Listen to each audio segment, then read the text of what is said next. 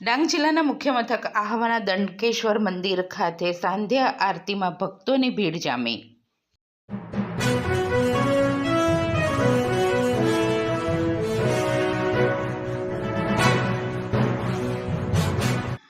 ભગવાન ભોળાનાથની ભક્તિ કરવાનો સુંદર અવસર એટલે પવિત્ર શ્રાવણ માસ। શ્રાવણ માસના સોમવારનું અનેરું મહત્વ હોય છે, ત્યારે ડાંગ જિલ્લાના શિવાલયોમાં શ્રાવણ માસ દરમિયાન ભક્તિ પૂજા અર્ચનાના કાર્યક્રમો મંદિરમાં યોજાઈ રહ્યા છે। ડાંગ જિલ્લાના મુખ્ય મથક આહવા ખાતે આવેલું દંડકેશ્વર મહાદેવ મંદિરનું શિવલિંગ સફેદ પાષાણનું હોવાથી સમુદ્ર મંથનના સમયનું હોવાની લોકવાયકા પ્રચલિત છે। દંડકેશ્વર મહાદેવ મંદિરમાં શ્રાવણ માસના બીજા સોમવારે સાંધ્યા આરતીમાં મોટી સંખ્યામાં ભાવિક ભક્તો ઉમટી પડ્યા હતા। ભાવિક ભક્તો દ્વારા શિવલિંગને વિશેષ શણગાર કરાયો હતો અને ભક્તોએ શિવલિંગ ઉપર જળ, દૂધ અને બીલીપત્રનો અભિષેક કરી ભગવાન શિવની આરાધના કરી હતી। મારું નામ વિજયભાઈ મધુકરભાઈ જોશી। હું આ શ્રી દંડકેશ્વર મંદિર મહાદેવ મંદિરનો પૂજારી છું।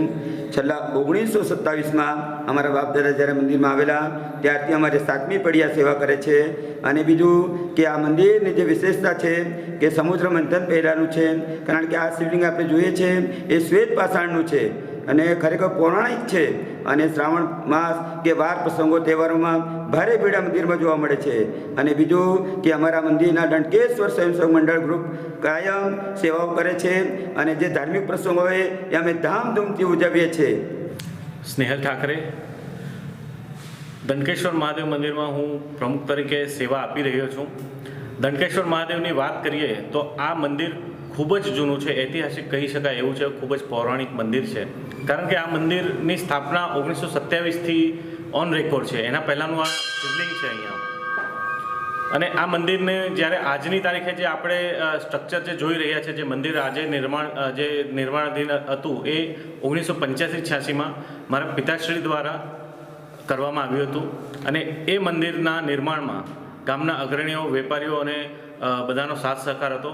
અને ત્યાર પછી 2004માં ફરીથી આમાં અંબા માતાની અને બીજા દેવી દેવતાઓની મૂર્તિ સ્થાપવામાં આવી। અને ત્યાર પછી અવિરત આ મંદિરમાં પ્રતિદિન 2 ટાઈમ પૂજા આરતી થાય છે અને જેમાં ગામના અગ્રણીઓ આવે છે અને યુવાનોનો ખાસ એમાં સિંહ ફાળો છે, જેઓ સાંજે આવીને ભજન કીર્તન કરે છે। આજે આ બીજો સોમવાર છે શ્રાવણનો અને ભક્તોની ભીડ ઓછી જ નથી થતી એ જણાઈ રહે છે, કારણ કે દર સોમવારે મહાદેવનો જે દિવસ છે તો ભક્તો ખૂબ મોટી સંખ્યામાં આવે છે અને દરેક શિવ ભક્તો અહીં પૂરી શ્રદ્ધાથી આરતી કરે છે, પૂજા અર્ચના કરે છે અને તેમના જે આશીર્વાદ માગે છે।